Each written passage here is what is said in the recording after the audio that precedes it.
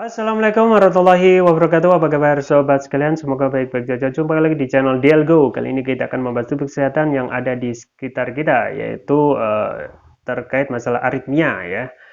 Jadi 10 penyebab penyakit aritmia yang perlu dihindari agar jantung sehat ya.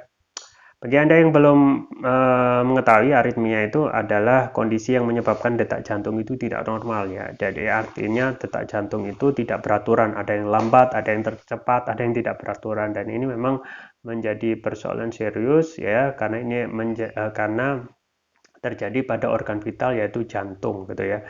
Dan ini menjadi gangguan ya, jantung yang banyak dialami masyarakat ya. Memang tidak begitu populer, tetapi bagi mereka yang sudah memeriksakan ke dokter dan diberikan informasi oleh tenaga kesehatan termasuk dokter, ini akan menjadi lebih paham bagaimana untuk menjaga kesehatan juga penyebab. Nah, ini juga kami himpun dari berbagai sumber ya, bagaimana cara untuk apa saja penyebab penyakit aritmia itu yang perlu dihindari ya, yang supaya jantung kita menjadi lebih sehat ya. Jadi banyak kasus ya sobat sekalian, banyak kasus aritmia jantung itu tidak berbahaya gitu ya. Namun jika tidak teratur disebabkan oleh jantung lemah, bisa menyebabkan ya apa itu komplikasi ya, komplikasi yang fatal seperti serangan jantung dan stroke. Kan bahaya gitu ya kalau kita tidak memahami penyebabnya, kalau kita tidak mencegah secara dini ya.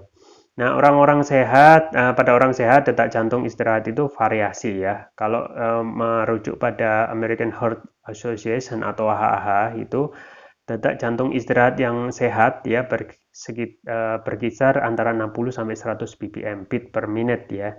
Semakin bugar seseorang, semakin rendah detak jantung istirahatnya. Artinya akan semakin sehat ya. Jadi ini beberapa penyebab penyakit aritmia dan ada beberapa faktor risiko dan penyebab penyakit aritmia yang perlu diwaspadai gitu ya. Berikut diantaranya ya, ini mengutip laman dari Mayo Clinic ya. Mayo Clinic ya. Yang pertama adalah penyakit jantung ya. Penyebabnya adalah penyakit jantung. Yang pertama adalah penyakit jantung. Jadi arteria jantung yang menyempit ya, riwayat kesehatan jantung, katup jantung abnormal ya.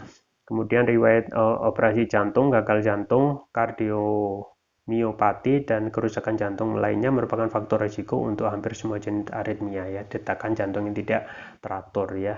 Jadi memang dari penyakit jantung. Jadi ya wajib kita waspadai dan juga kita harus berubah untuk menjadi pola hidup sehat. Yang pertama adalah penyakit jantung. Yang kedua adalah penyebabnya adalah tekanan darah tinggi.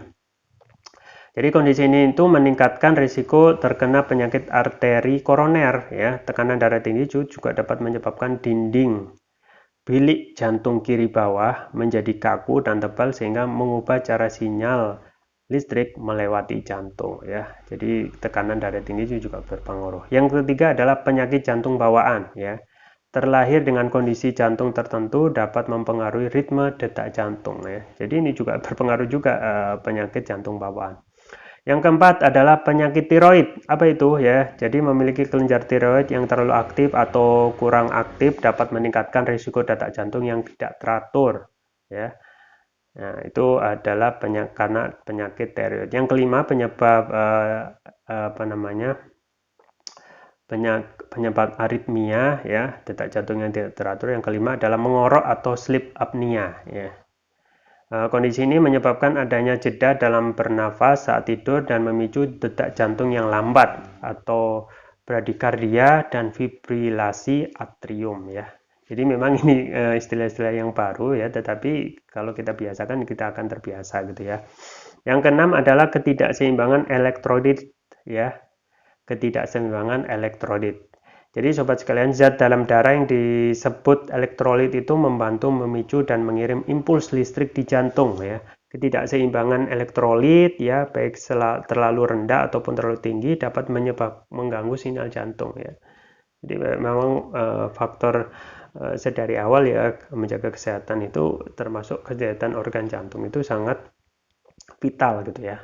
Itu yang keenam ya, ketidakseimbangan elektrolit. Yang ketujuh adalah obat dan suplemen tertentu ya. Beberapa obat baik yang bisa dibeli ya, baik yang bisa dibeli dengan resep ataupun cara bebas dapat menyebabkan aritmia ya. Jadi awas jangan sampai melakukan konsumsi obat secara bebas dan suplemen tertentu secara bebas, karena itu juga mempengaruhi ya aritmia, detak jantung yang tidak beraturan gitu ya. Yang ke-8 ya, ya ini yang biasa sering menjadi apa namanya pantangan ya, asupan soda berlebihan ya, minuman soda ya. Mengkonsumsi terlalu banyak minuman soda dapat mempengaruhi impuls listrik di jantung dan meningkatkan resiko fibrilasi atrium ya. Jadi berpengaruh juga. Jadi kurangi minuman yang mengandung soda ya, kembali kepada minuman yang lebih sehat ya. Kembali lagi minuman yang lebih murni lagi, yaitu minum air putih, dan kita sudah bolak-balik disarankan untuk selalu konsumsi 2 liter air mineral ya, 2 liter air putih, 2 liter atau 8 gelas itu bisa kita cicil dari pagi, siang, dan sore ya, untuk mendapat kondisi kesehatan. Minimal itu adalah usaha yang paling mudah ya, mudah, meriah, dan hemat gitu ya. Yang ke-9 yaitu asupan kafein ya. Ya, sobat sekalian, bukan rahasia lagi kalau kafein itu bisa menyebabkan detak jantung berdetak lebih cepat ya, lebih cepat gitu ya. Perlahan kondisi ini bisa memicu perkembangan aritmia yang lebih serius ya. Jadi kita harus kurangi kafein ya, kita dengan konsumsi kopi ya. Sebelum kejadian kita itu kecanduan minum kopi ya, karena kopi itu mengandung kafein, dan kafein itu juga berpengaruh terhadap aritmia, yaitu detak jantung yang tidak teratur ya. Kita harus kembali ya, merubah pola pikir kita, merubah kebiasaan kita dengan konsumsi yang lebih sehat, yaitu minum air putih, tidak mempunyai kalori, dan sehat ya. Dan yang terakhir adalah merokok ya. Faktor penyebab aritmia atau detak jantung yang tidak teratur itu merokok ya. Sama seperti kafein, paparan nikotin ke dalam tubuh juga patut diperhatikan karena bisa meningkatkan resiko aritmia. Jenis dan gejala aritmia ada beberapa jenis ya. Jadi ada beberapa jenis ternyata ya. Yang masing-masing jenis akan memperlihatkan gejala yang berbeda ya. Ini mengutip dari Medical News Today ya. Yang pertama adalah ya, jenis aritmia itu takikardia ya. Takikardia itu merupakan kondisi jantung yang berdetak cepat namun teratur. Gejalanya itu apa? Sesak nafas, pusing ya, pingsan atau hampir pingsan, dada berdebar, sakit dada, mendadak lemas gitu ya. Dan yang kedua adalah bradikardia ya, yang tadi itu berdetak cepat namun teratur. Yang bradikardia ini berdetak lambat gitu ya. Jadi sebaliknya ya. Gejalanya apa? Nyeri dada ya, sulit berkonsentrasi, sulit atau cepat lelah saat berolahraga, pusing, kelelahan, sesak nafas, pingsan atau hampir pingsan, dan banyak berkeringat ya. Jadi kalau Anda banyak berkeringat bisa jadi bradikardia atau detak jantung yang lambat, tetapi itu juga berpengaruh. Yang terakhir adalah macam-macam aritmia, yaitu fibrilasi atrium ya. Fibrilasi atrium ini merupakan kondisi jantung yang berdetak tidak teratur ya. Apa saja gejalanya? Nyeri dada ya, sesak nafas, pusing, jantung berdebar, pingsan atau hampir pingsan, dan lemah ya. Jadi sobat sekalian, itu loh ya hal-hal informasi yang penyebab dan juga macam-macam aritmia yang harus kita waspadai ya. Dan untuk mencegah itu semuanya, memang detak jantung yang abnormal ya, perlu menghindari beberapa penyebab penyakit aritmia di atas ya. Lakukan juga gaya hidup sehat ya, termasuk olahraga rutin setidaknya selama 150 menit dalam sepekan ya. Ya 2 atau 3 kali sehari, dengan mengubah pola hidup sehat menjadi lebih baik ya. Dan juga yang terus saya rekomendasikan yaitu konsumsi produk kesehatan, yaitu propolis ya. Yang propolis yang saya rekomendasikan adalah Turkish Propolis Sugya ya. Ini adalah produk premium ya, karena sudah mendapatkan sudah memakai nanoteknologi ya. Apa itu nanoteknologi? Teknologi yang dapat meningkatkan kelarutan dan penyerapan oleh tubuh gitu ya. Kemudian manfaatnya apa saja ya? Manfaatnya banyak sekali, diantaranya dapat mengatasi penyakit non medis, kemudian dapat mengatasi kolesterol, kekebalan tubuh, asam urat ya, diabetes, stroke ya.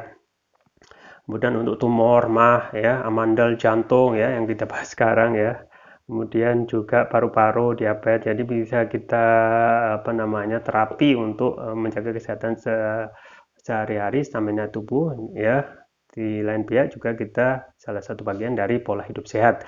Dan varian selanjutnya yaitu yang biru, yaitu Turkish Prophylaxuria Brain. Ini manfaatnya memberikan nutrisi pada otak ya, kemudian meningkatkan konsentrasi, membantu pemulihan stroke ya, membantu proses pertumbuhan pada anak dan remaja, meningkatkan stamina ya, mengatasi gangguan migrain, vertigo, sakit kepala, stres, kepala pening ya, meningkatkan kecerdasan pada anak dan remaja, sekaligus memudahkan mereka menghafal pelajaran gitu ya, dan juga dapat menutrisi otak orang dewasa yang suka lupa atau pikun. Keunggulan dari Turkish Prophylaxuria ini sudah mendapatkan sertifikat halal dari MUI ya, sertifikat dari BPOM, sertifikat dari INEA International Nano Entrepreneur Association.